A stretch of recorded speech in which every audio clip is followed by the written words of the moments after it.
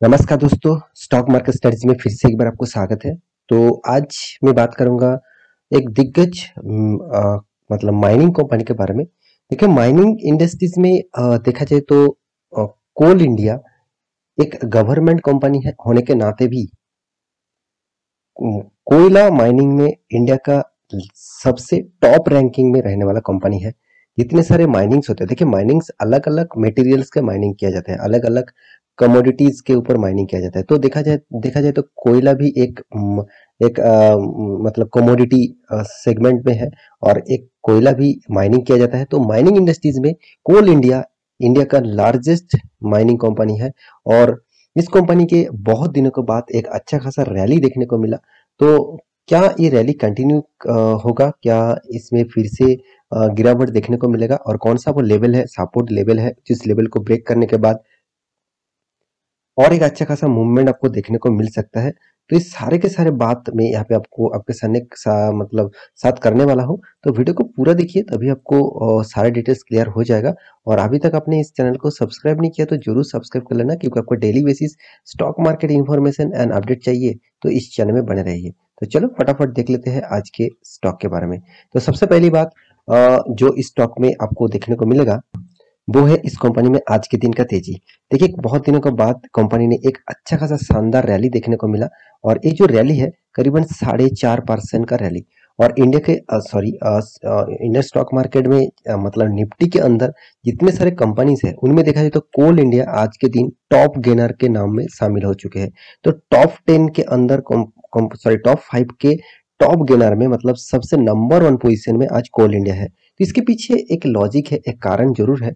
वो कारण क्या है वो मैं अभी आपको डिटेल्स में बताता हूँ। तो एक एक करके पूरा डिटेल्स देखते जाइए। तो सबसे पहली बात, कोल इंडिया एक माइनिंग कंपनी है। सबसे पहली बात तो एक्चुअली आप देखेंगे तो एक नजरिया आप इधर देखेंगे तो आज के दिन मार्केट में किस तरीके से गिरावट हुआ। मॉर्निंग में ओपन होने के बाद करीबन 1% तक मार्केट गिरावट हुआ था। तो उसके पीछे लॉजिक और रीजन आप सभी जानते हैं। रसिया और यूक्रेन के बीच फिर से एक बहुत बड़ा युद्ध के मतलब ऐलान हो चुके हैं और उस तरीके से ही अभी फाइटिंग चल रहा है। तो यहाँ पे देखिए जितने सारे इंडाइसेस है, मतलब जितने सारे सेक्टर वाइज इंडाइसेस है, उनमें से बात करूँ तो बैंकिंग सेक्टर सबसे ज्यादा आज पीटे हुए है। साथ ही साथ आप सभी जानते हैं रियलिटी सेक्टर, प्राइवेट बैंक और फाइनेंस सेक्टर सबसे ज्यादा पिटेंगे। और साथ ही साथ ऑटो इंडस्ट्रीज भी थोड़ा करेक्शन यहाँ पे देखने को मिला।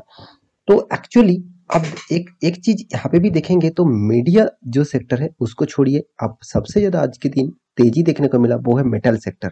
तो मेटल सेक्टर करीबन 2.5% तेजी देखने को मिला। और मेटल इंडस्ट्रीज के बारे में बात करें तो जितने सारे मेटल्स कंपनी है उनमें देखा जाए तो कोल इंडिया एक अच्छा खासा शानदार रैंकिंग लेकर बैठा हुआ है। हाँ, थोड़ा सा अप्स एंड डाउन मार्केट चल रहा है तो अप्स एंड डाउन होगा ही।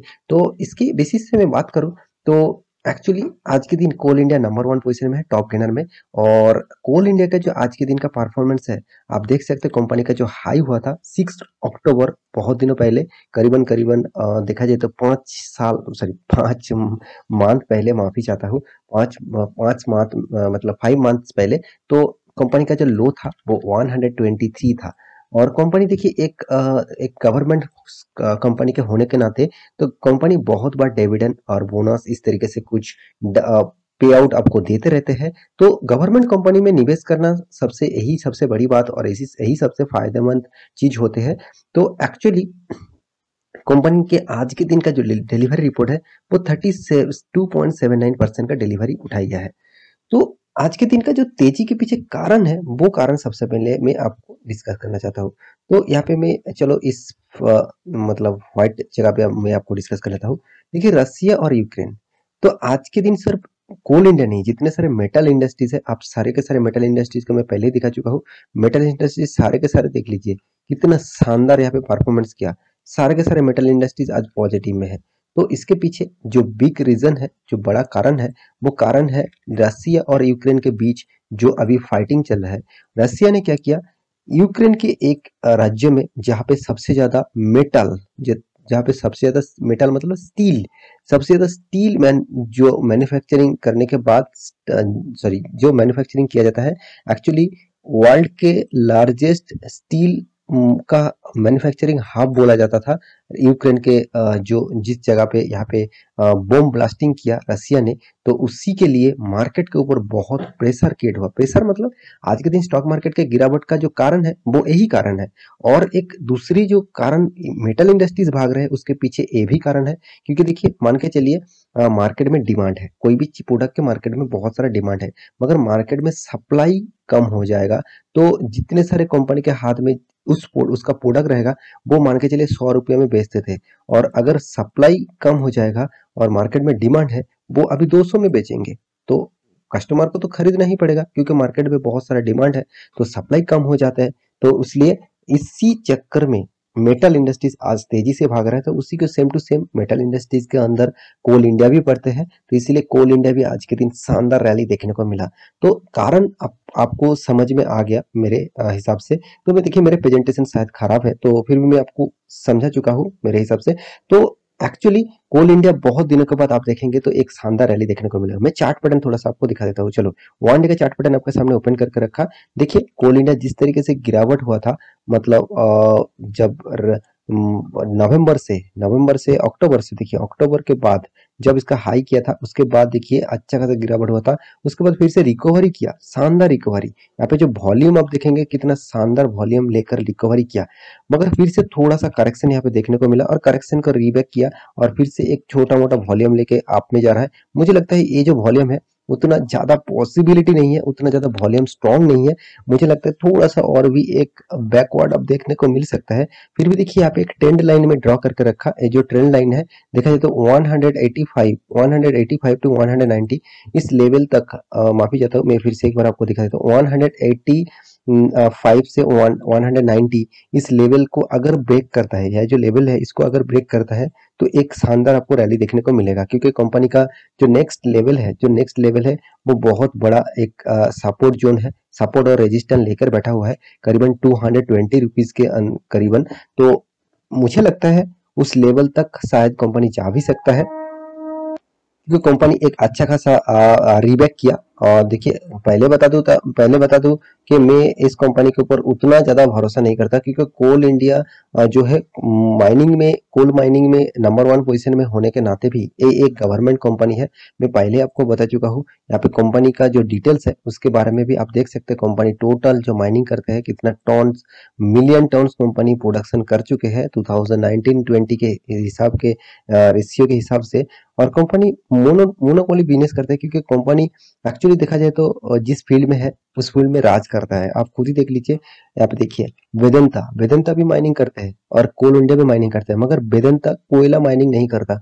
कोल इंडिया, हाँ वेदांता कोयला भी माइनिंग करता है मगर उतना परसेंटेज ज्यादा नहीं माइनिंग करता जितना कोल इंडिया माइनिंग करता है। कोल इंडिया का टोटली जो माइनिंग है वो कोयला के ऊपर है, और कंपनी कोई छोटा मोटा कंपनी नहीं है। 1,13,000 करोड़ से भी ज्यादा मार्केट कैप है इसका। कितना बड़ा मार्केट कैप है आप सोच ही लीजिए। तो मेरे हिसाब से कंपनी का जो परफॉर्मेंस है, अच्छा खासा परफॉर्मेंस यहाँ पे जरूर आपको देखने को मिलेगा।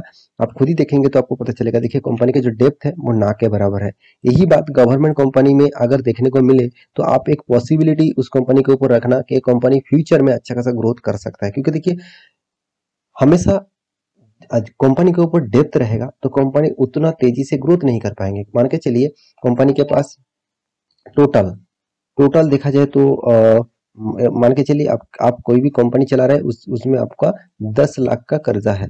तो सबसे पहले आपका जो हर मंथ इनकम होते हैं, तो इनकम से देखा जाए तो कंपनी पहले आप क्या करेंगे, आप पहले जितना इनकम हुआ उसके एक परसेंटेज आप इंटरेस्ट मान के चलिए 10 लाख के हिसाब से आपको मतलब 10,000 मतलब 10,000 आपको पर मंथ आपको इंटरेस्ट पे करना पड़ेगा। तो मेरे हिसाब से आपको जितना प्रॉफिट हुआ तो उसके अगेंस्ट सबसे पहले आपको क्या करना पड़ेगा, आपका जो कर्जा है उसको मिटाना पड़ेगा।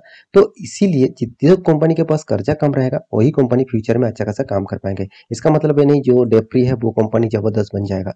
इस तरीके से कुछ फॉर्मूला यहाँ पे नहीं काम करते। तो कंपनी के परफॉर्मेंस देखिए, कंपनी का एनुअली इनकम जबरदस्त है, 12,700 करोड़ के ऊपर है।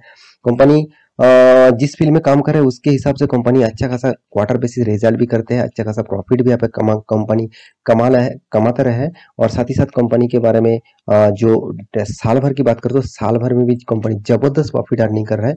12,000 16,000 करोड़ का टोटल प्रॉफिट अर्निंग कर रहा है। कंपनी का सेल्स ग्रोथ उतना खास नहीं है, प्रॉफिट ग्रोथ चलो चलो तो भी 3 साल में और करंट पीरियड में ठीक ठाक है, मगर कंपनी ने आपको रिटर्न बहुत कम दिया। हाँ, एक साल में कंपनी 33% तक रिटर्न दिया, चलो मानता हूं मैं, एक साल में रिटर्न मिला, वो तो शॉर्ट टर्म ट्रेडिंग हो गया, स्विंग ट्रेडिंग हो गया, मगर लॉन्ग टर्म के लिए देखा जाए तो कंपनी अभी तक आपको नेगेटिव रिटर्न ही देते रहते हैं। और कंपनी का रिटर्न ऑफ इक्विटी आपको बहुत खास और जानदार लगेगा। और इन्वेस्टर के बारे में बात करें तो इन्वेस्टर भी देखिए कितना इन्वेस्टर यहाँ पे इन्वेस्ट करके रखा। देखिए एफएस जो है वो 6% होल्डिंग रखा और डीएस जो है 21% होल्डिंग रखा। डीएस के अंदर कौन ज्यादा होल्डिंग रखा वो आपको सबसे देखना चाहिए। देखिए कौन, एलआईसी लाइफ इंश्योरेंस कंपनी, जो कंपनी उतना खास परफॉर्मेंस नहीं कर रहा है, गवर्नमेंट कंपनी। गवर्नमेंट क्या करते हैं, एलआईसी के माध्यम से, एलआईसी भी गवर्नमेंट कंपनी है, तो एलआईसी को बोल देते हैं उस कंपनी में जाकर ज्यादा निवेश कर दीजिएगा, तो वो ज्यादा निवेश इसीलिए कर देते हैं। तो देखिए 11% का हिस्सेदारी खुद एलआईसी के पास है, तो इस ही लिए डीएस के पास ज्यादा इन्वेस्टमेंट देखने को लगता है। और बाकी देखिए म्यूचुअल फंड उतना ज्यादा माल नहीं उठाता रहता है, पब्लिक 5.93% का होल्डिंग यहाँ पे रख चुका है। तो ओवरऑल बात करूं कंपनी के बारे में, कंपनी कोई खराब नहीं है, कंपनी आपको रिटर्न भी अच्छा खासा मतलब दे नहीं पा रहा है। तो इस कंपनी में आपका हिस्सेदारी है, मतलब आप निवेश करके रखे हैं, तो मैं जरूर कहूंगा कंपनी का जो बिजनेस मॉडल है वो फ्यूचर ओरिएंटेड नहीं है, क्योंकि कोयला जो है वो फ्यूचर में खत्म होने का कगार में रहेगा। और साथ ही साथ कोयले का जो पॉल्यूशन होता है कोयले से, वो गवर्नमेंट धीरे धीरे रिप्लेसमेंट कर रहा है अभी से ग्रीन एनर्जी के ऊपर, क्लीन एनर्जी के ऊपर। तो मेरे हिसाब से कोयला का उतना ज्यादा प्रेफरेंस मार्केट में नहीं, वैल्यूएबल नहीं रहेगा। तो मेरे हिसाब से फ्यूचर के हिसाब से आप इन्वेस्टमेंट करते हैं तो कोल इंडिया उतना खास परफॉर्मेंस नहीं कर सकते। देखिए बाकी आप खुद देखेंगे किस तरीके से परफॉर्मेंस करने वाले हैं। तो आशा करता हूँ सारी जानकारी आपको मिल चुका है। तो मेरे वीडियो अच्छा लगा तो लाइक करना, दोस्तों के साथ शेयर करना और चैनल को सब्सक्राइब भी करना। मिलते हैं नेक्स्ट टॉपिक लेकर, तब तक के लिए अच्छे से रहिए, अपना ख्याल रखिए, बाय बाय।